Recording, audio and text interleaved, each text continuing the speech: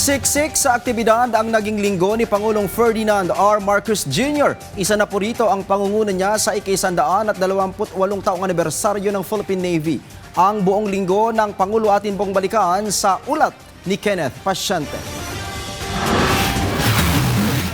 Nagsimula ang linggo ni Pangulong Ferdinand R. Marcos Jr. sa kanyang pangunguna sa 128th Philippine Navy Anniversary Celebration. Kinilala nito ang mga personnel nito sa kanilang patuloy na pagbabantay sa seguridad ng soberanya ng bansa, kasabay ang pagtiyak na patuloy ang hakbang ng pamahalaan sa modernisasyon ng institusyon.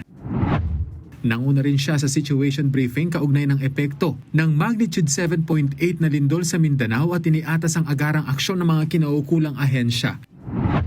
Binisita rin niya ang bagong bihis na Dow Building sa San Francisco High School sa Barangay Bago Bantay, Quezon City matapos matupok ng apoy noong nakaraang taon. Patunay anya ito ng tunay na resulta kung sa tamang paraan ginagamit ang kaban ng bayan.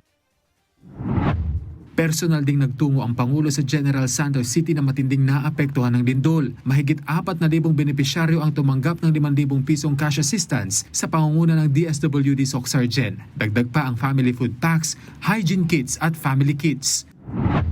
Namahagi naman ang Pangulo ng learning materials sa mga estudyante ng Pinaglabanan Elementary School sa San Juan City. Binigyang diin ng Pangulo na isa sa prioridad ng pamahalaan ang pagpapabuti ng educational system bilang pundasyon sa hinaharap.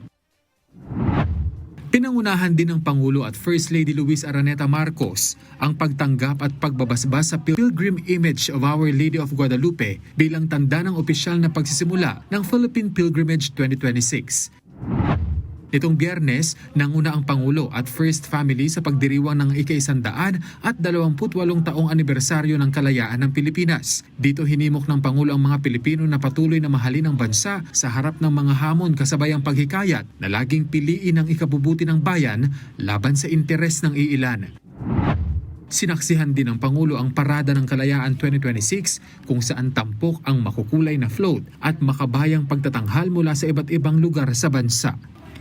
Kenneth Pasyente para sa bayan.